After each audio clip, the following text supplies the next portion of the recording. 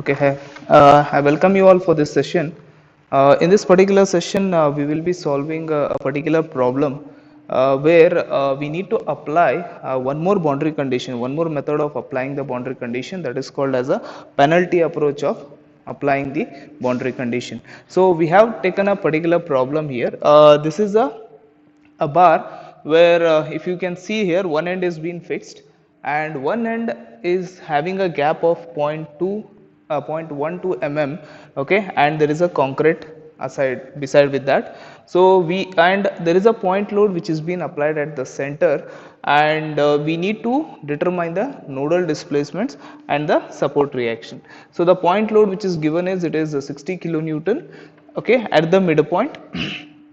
So in this particular method, everything is similar until we apply the boundary conditions. So in the elimination approach, in the previously which we have studied, we have seen that if one end is being fixed, we will be eliminating that particular row and column.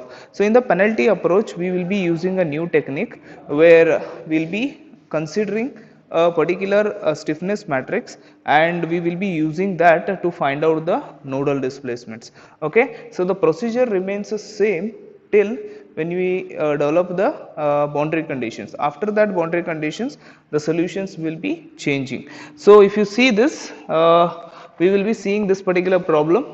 Okay, first step for this will be, we need to create the discretization process, okay, or we need to create a FE model, okay, FE model, or in bracket you can write it as a discretization process. So how to discretize this particular problem is, when you see this problem, it is a single bar, okay, it is a single bar with common cross section.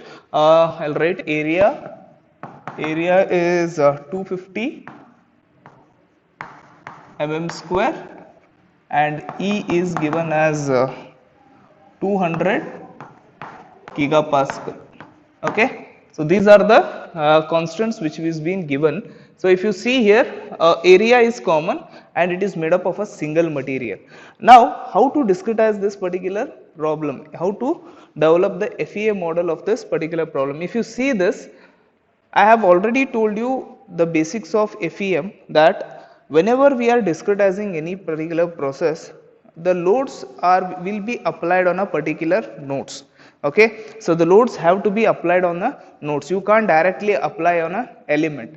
Okay, so if you see this particular problem, if you see from here to here, it is a single material with single cross section and all, but at the middle there is a point load which is being applied. So what we need to do is, we need to discretize this, or we need to add a node at this particular point, because in FEA the load has to be applied on nodes. So we need to add a node here. Okay, when I add a node here, as we are solving a 1D bar problem, this will be one element and this will be the other element. So this particular problem is being divided into two elements with three particular nodes. Okay, so I'll just model that. Okay, and you have a gap and there is a concrete here. Okay, so when you see this, this will be first element, this will be the second element, and what are the displacements? This will be u1, this will be u2, and this will be u3. Okay, and if you see, based on the loading conditions, at this particular point there is a F which is being applied, that is 60 kilo Newton. Okay, so you need to determine what are the values of u1, u2 and u3. And one more peculiar thing of this problem is, there is a gap of 0.12, which means that the u3 can have a maximum displacement of 0.12. So already I know this boundary condition. See, if you see here, already I know this gap, that whatever the load is being applied, because of the load, it might maximum go to 0.12 mm.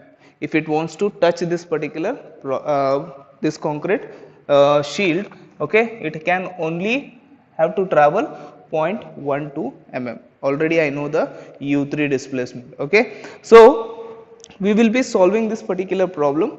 So first we did the discretization process, or the FEM model. Second, we will be developing the stiffness matrix for this.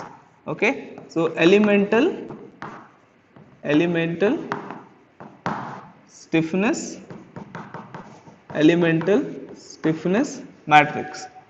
Okay, so elemental stiffness matrix, as the word says, you have two elements, you have to get two elemental stiffness matrix. Okay, so that is K1. First, for the first element I will be developing the elemental stiffness matrix, which is A1 E1 upon L1 1 minus 1 minus 1 1. Okay, so this is the equation for finding out the stiffness. So first we will solve for the first element. So as it is made up of same material, okay, and same cross section is there, and length have also be equal, we will be getting the same stiffness matrix for both. Okay, so if you see here, so area will be 250 only into everything I have to convert in mm. So gigapascal, if I want to convert in megapascal, it will become 2 into 10 raised to 5 divided by 150 into 1 minus 1 minus 1 1. Okay, so this is the what we call it as the first stiffness matrix. When I solve this, I'll keep 10 raised to 5 outside, and whatever the multiplication factor is there, I'll take it inside. So what will be the answer is 3.33. So you'll be getting 3.33 minus 3.33 minus 3.33, and it is 3.33. Okay, so this is the first stiffness matrix, and already I have told you, you have to do the node numbering for this, or the nodes related to this first element. If you see, the nodes related to this first element is this is first node, this is second node, and this is third node. So first element will be 1 and 2. So I will be writing it as 1 2 1 2.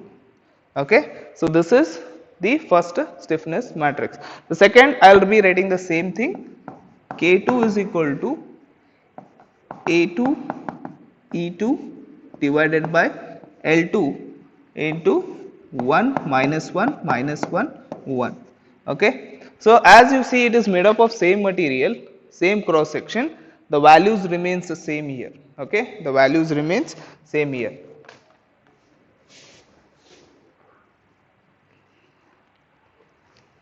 I hope this is clear. So we'll be just rubbing this, okay, the problem definition.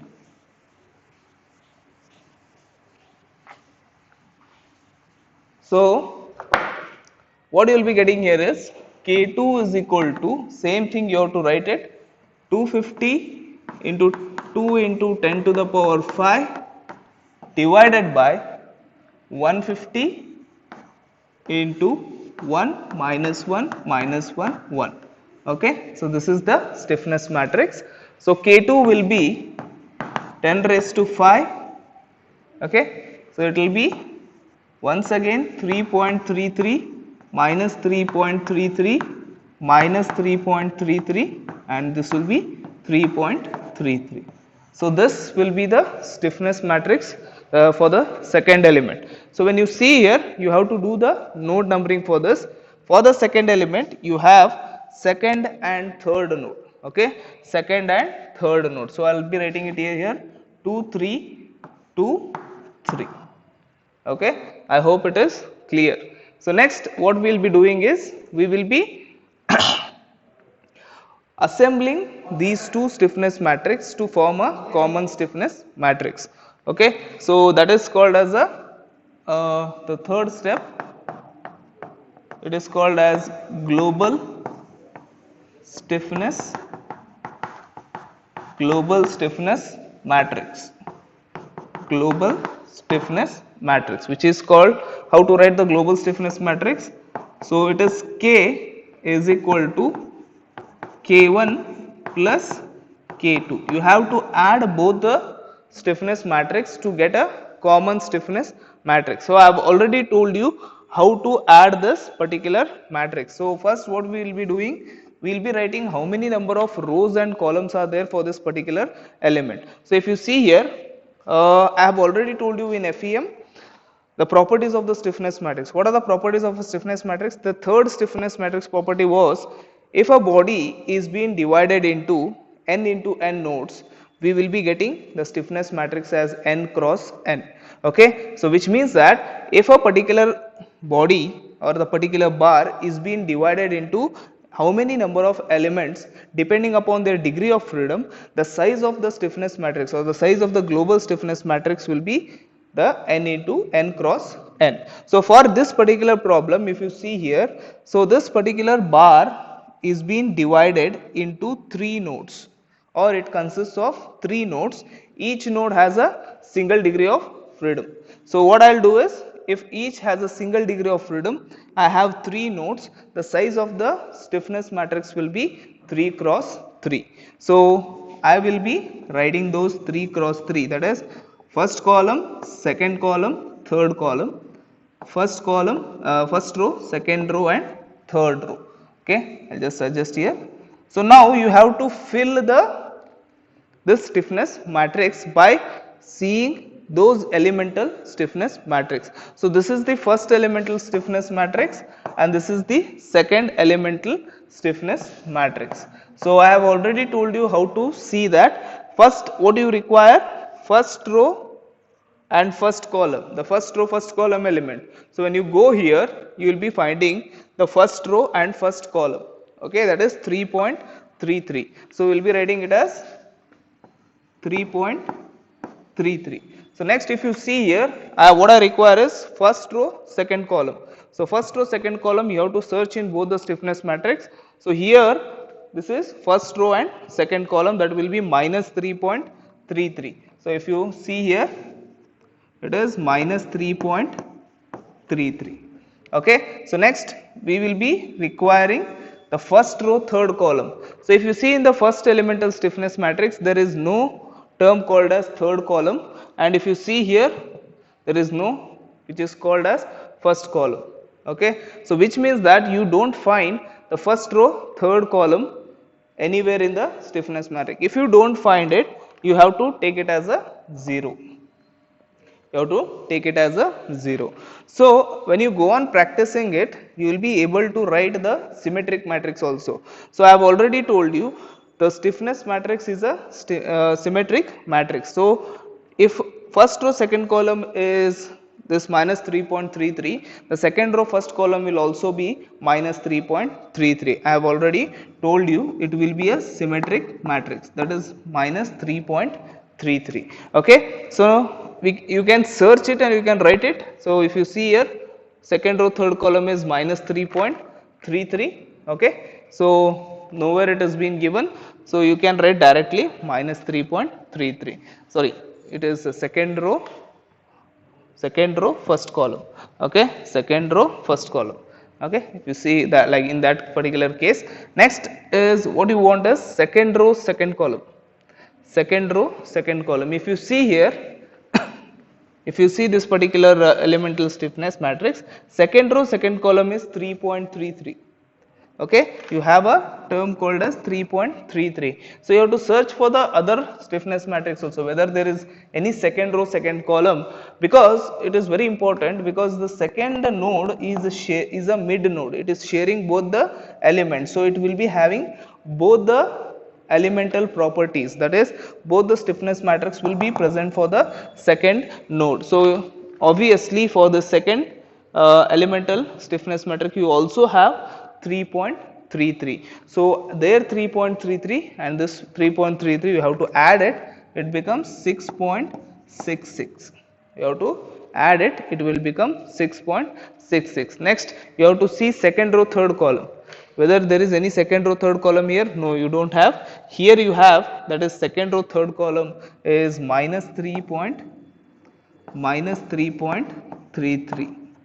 Okay, minus 3.33. Next, you can use the symmetric properties, that is what you require now, third row first column. Third row first column you require, you have to see whether there is any first row third column. First row third column is there, which is 0, you can directly apply it as a 0. Next, what you require, third row, second column is required. Whether you can get third row, third column, second row, you need to check it. See, or you can directly see from here, or you can apply the stiffness matrix property, that is symmetric property. Here it becomes minus 3.33. So next, the third row, third column, the third row, third column, here it is, and you don't find there, so you will be having it as a 3.33. So 3.33. So this is the global stiffness matrix. See, you can just see the different types of properties. You can verify the properties of a stiffness matrix here. The first property, if you see here, is the principal diagonal element should be positive. Always it will be positive. The principal diagonal elements are, that is 1 1 2 2 3 3 are positive. The stiffness matrix is a symmetric matrix. It will be there. Okay. The size of the stiffness matrix is, if the body is divided by n number of nodes with a single degree of freedom, the size becomes n into n. Here it is 3 nodes, the size becomes 3 cross 3. Okay. So this is about the stiffness matrix. Next we will be writing the what we call it as the nodal displacements. So how many nodal displacements are possible here? Okay. So in that only I will write it as global nodal displacements.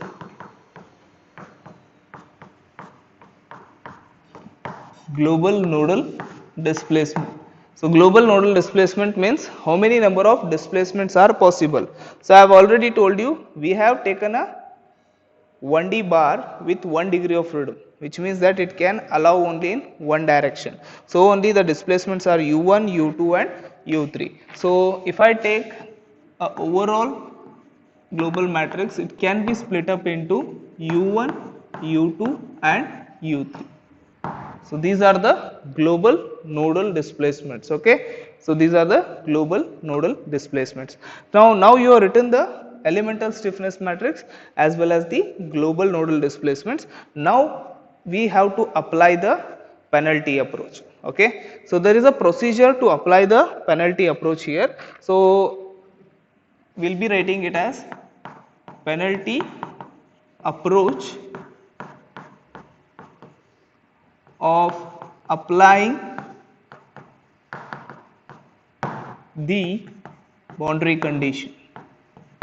Okay. So what is the how to apply this penalty approach here is, so you have to first, there is a process of doing this. See, you have two approaches of applying the boundary conditions. One is the elimination approach, one is the penalty approach. You can apply elimination approach for this, okay, and you can apply the penalty approach for all the problems. Okay. But when they give in the exam, okay, unless they specify the that you have to apply the penalty approach in such cases, okay, you can go with the elimination approach. When you compare the elimination approach is bit simpler compared to the penalty approach. In this penalty approach, we need to do some calculation. In elimination approach, directly we will be eliminating the rows and columns. So in the exam, if you get, okay, you have to solve the problem by any approach, you can go with the elimination approach.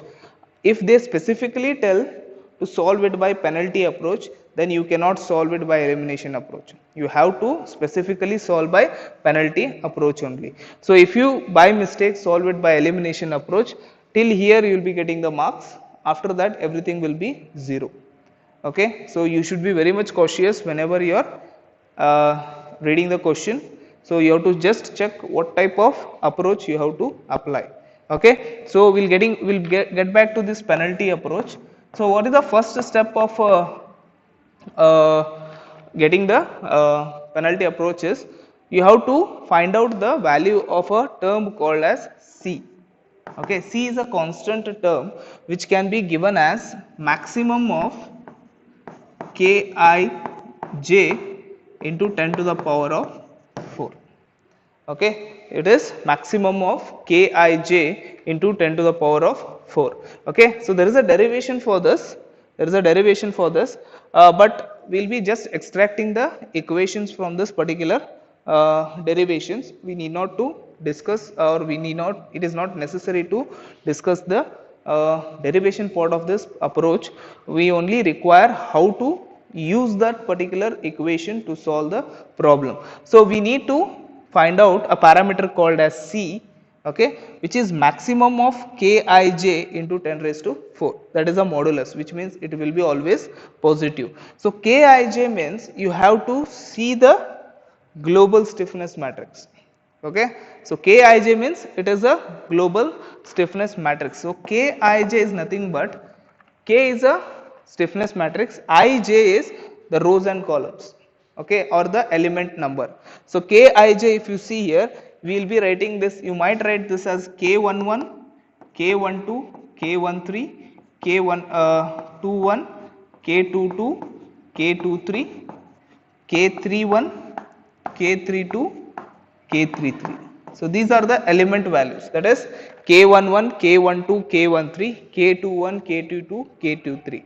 So if you see this particular stiffness matrix, you have to find out what is the maximum value of K which is there in the stiffness matrix. If you go on seeing this stiffness matrix, you can find that 6.66, okay, 6.66, which is here I have missed there, 10 raised to 5 is there outside. So 6.66 into 10 to the power 5 will be the maximum Kij value, which is K22. Okay, so you have to just check the global stiffness matrix and see what is the value of maximum value of Kij. So if you see here, this becomes 6.66 into 10 to the power 5 into 10 to the power 4. Okay, so it will be 6.66 into 10 to the power 9. Okay, into 10 to the power 9. So you have to find out this value of C.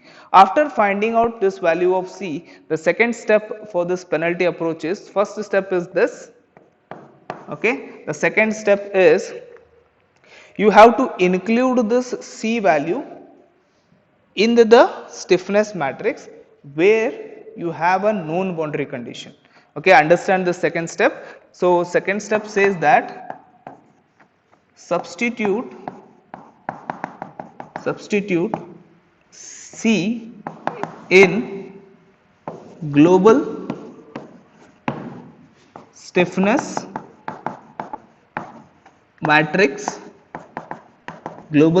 matrix, with known boundary conditions, okay. So what you have to do is you have to substitute the value of C. So where you have to substitute the value of C is, first case is you should have the known boundary condition. The second step is, the second thing you need to remember is, you can apply this value of C, or you can substitute, or you can add the value of C wherever the principal diagonal elements are there. So you have to add this C value in the principal diagonal elements only, with respect to principal diagonal elements only. You can't add on the either side. Okay, so I'll explain you how the things works here. So if you just rub this out,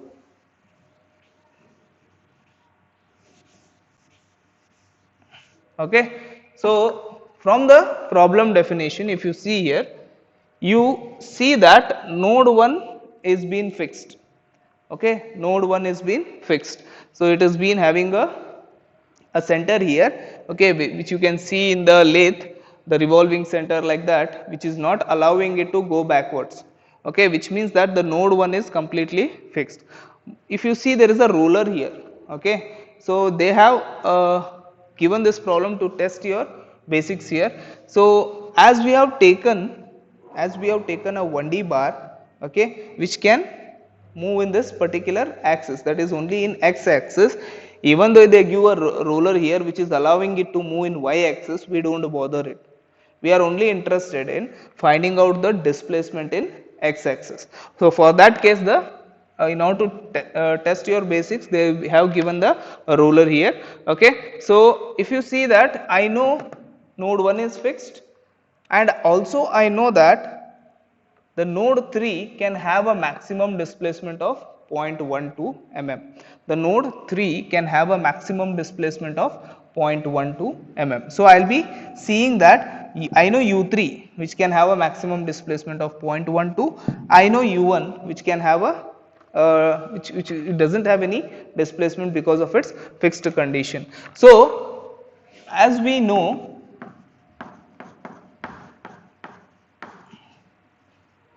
node 1 is fixed, so U1 is equal to 0, okay, and node 3 can have maximum displacement of 0.12 mm. So I know U3 also. U3 can have a maximum displacement of 0.12 mm. Okay. So I'll not write it is equal to, okay, but I know that it can have a maximum displacement of 0.12 mm. So I know two boundary conditions. So what you have to do is you have to add the value of C, okay, the value of C in the principal diagonal elements, on the principal diagonal elements only which are related to those nodes, okay. So if you see U1 is fixed, means I know the boundary condition of U1, which means that I have to add to the principal diagonal elements only, means I have to add to this 3.33, and because K11 is the element which is related to node 1, apart from the other elements, only principal diagonal elements have to take. K11 is the only element which is related, so I have to add it to 3.33, and also node 3 I know that it is having a maximum displacement of 0.12 mm, so I can add here also. So I'll show you adding, I'll show you. So 10 raised to 5 is outside, 3.33 plus 6.66 into 10 to the power 4, you have to add it, okay. So if you add it, I'll show you what is the value of that. So K will now become,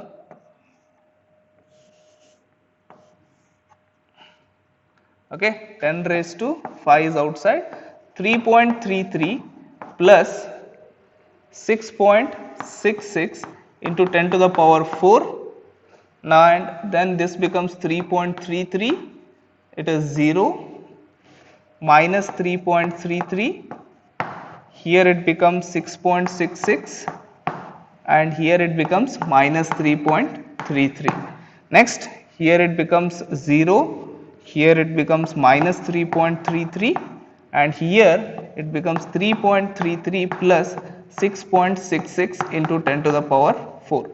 So this is the matrix you have. You have to add to the principal diagonal elements only. So I have added to K11 as well as K33.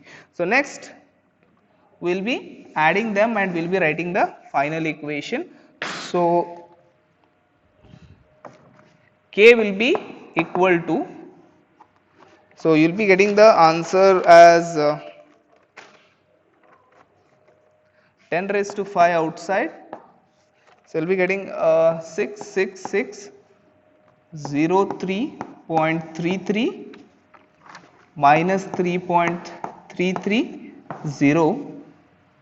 minus 3.33, 6.66 minus 3.33, 0 minus 3.33, and it is 6603.33.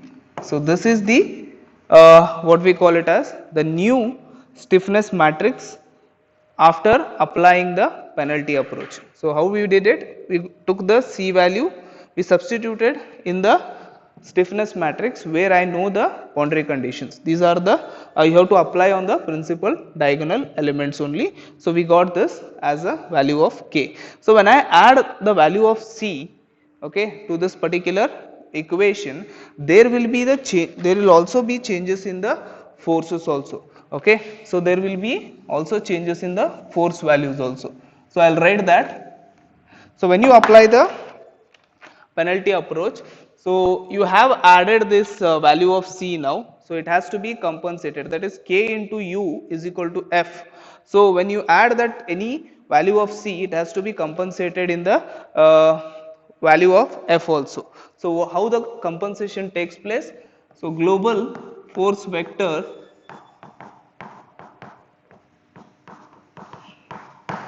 see wherever you have added, okay, wherever you have added, in where you added on the first element and as well on the third element, so those compensation has to be given, because k into u is equal to f. So when you add something to a value of k, it has to be compensated with the value of f, otherwise it will not be in a equilibrium state. For that case, we will be writing that, so f is equal to, now this is a force vector. So this is the force which is related to the first node. So F1 is the first node. You have to compensate it with the nodal displacement, with the value of C. So that will be C into A1. A1 is a spring parameter, I will tell you. So next F2 is given as, already the load is given, that is 60 kilonewton, 60 into 10 to the power of 3, and F3, as you have added the value of C, it has to be compensated. So F3 plus C into A3, C into A3. So what are these values of A1 and A2? So A1 and A2 are nothing but the known boundary conditions. So here what you know is, that is the value of A1. So if you see here, A1 indicates the node 1. So on the node 1, what is the boundary condition? You know that it is been fixed, okay, it is been fixed. So you will be getting A1 is equal to 0. A1 is equal to 0. See, what is the difference between the penalty approach and the elimination approaches? In the elimination approach, you see that this node is fixed, you will eliminate that rows and columns. Here you are not doing that, you are trying to find out the values of all the nodes. Okay, but eventually if you practically think that it is been fixed, it will be 0. When you get the answer, it will be near to the 0, very less value you will be getting. This is another approach to solve the problem. Okay, so A1 is 0 here. Next is A3. So you should know what is the value of A3. See, if you see at this third node, okay, so you should know what is the known boundary condition here. What is the known boundary condition? It can have a displacement of 0.12 mm. It can have a displacement of 0.12 mm. So that value, that is called as a known boundary conditions. So I will be writing it as 0.12 mm. Okay. So now I will be just simplifying or just substituting in the values here, and I will be getting the final force vector. So that is F is equal to, so F1 is nothing but 0, there is no load on the first node, 0 plus A1 is 0, you will be getting it as a 0 parameter here. So next 60 into 10 to the power 3, and thus F3 is 0, C is nothing but 6.66 into 10 to the power 9, okay, into 0.12 into 0.12. So you will be getting nearly, the total answer is 0, 60 into 10 to the power 3, and you will be getting 799.96 into 10 to the power 6 Newton. 10 to the power 6 Newton. So now what you got? You got the force stiffness matrix.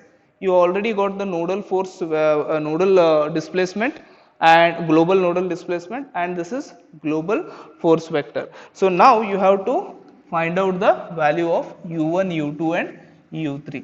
So same thing, same procedure you have to apply. So you have to write the equilibrium equation here. Equilibrium equation. So that is nothing but 10 raised to 5. I will just rub this out. So 10 raised to 5, that is K you have to write 66603.3 minus 3.33, and this is 0. This is minus 3.33, 6.66 and this is minus 3.33. Okay, so this becomes 0, this becomes minus 3.33, this becomes 66603.3. so this is K now. So I'll just extend this. Okay, you have to write U here. U is U1, U2 and U3, and you have to write what are the F values. So F values are 0, 60 into 10 to the power 3 and 799.96 into 10 to the power 6. Okay, 10 to the power 6. So now you have to solve this. Okay, so this is nothing but K, this is nothing but U,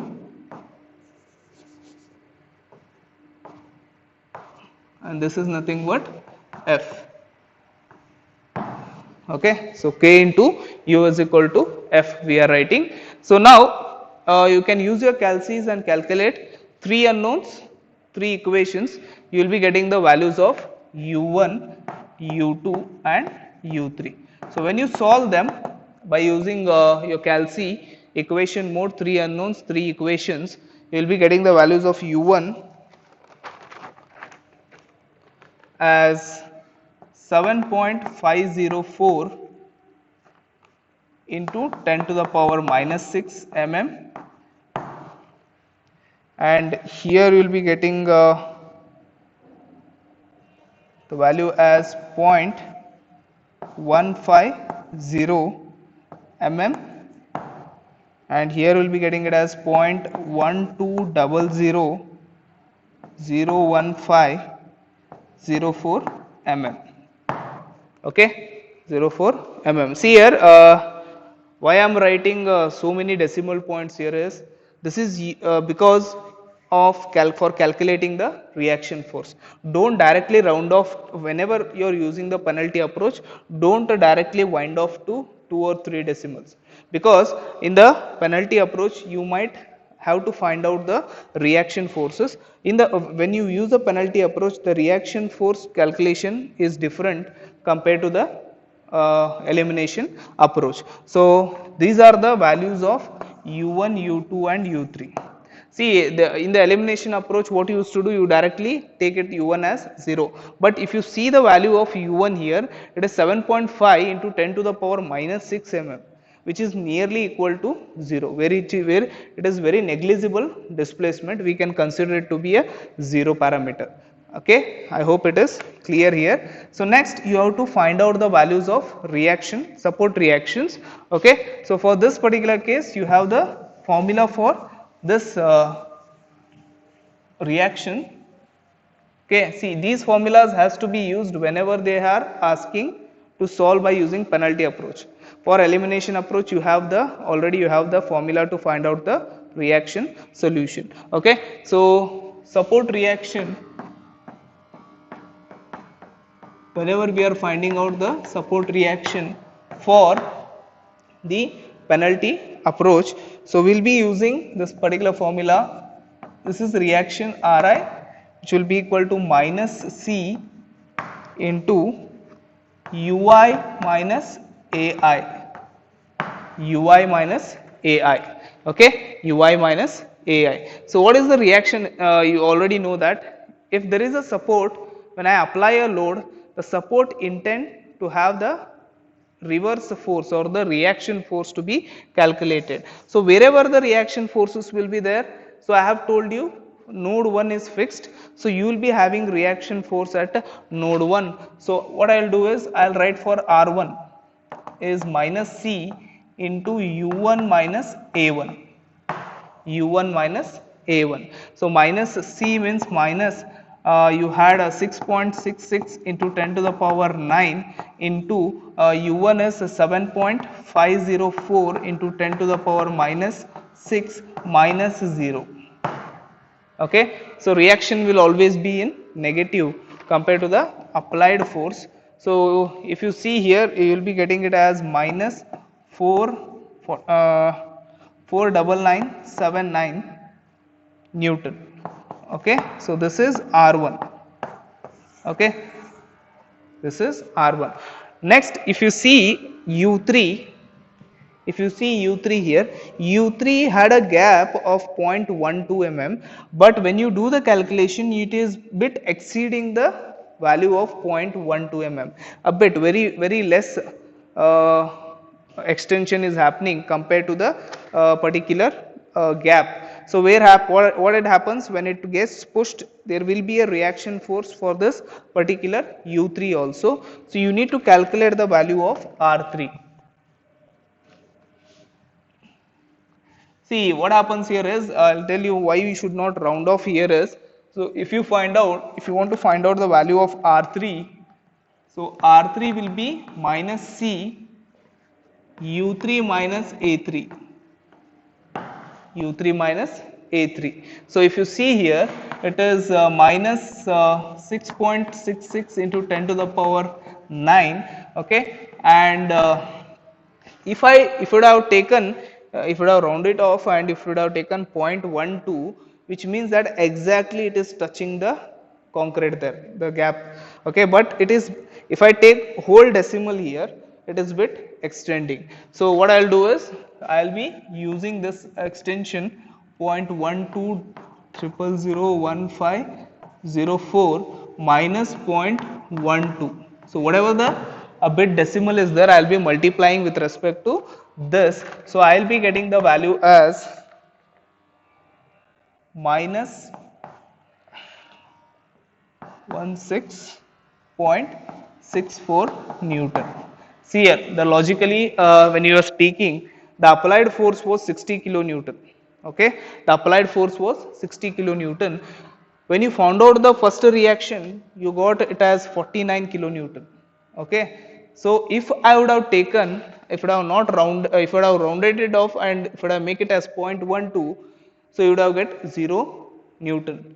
So which is not true, because the applied force should be equal to the reaction force, equal and opposite. So if it is minus 49.979, you should be getting another 10 kilonewton. Okay, for that case we have used this decimal point. Okay, now you have got the perfect answer, that is R3 here. Okay, so this is how we will be solving the penalty approach.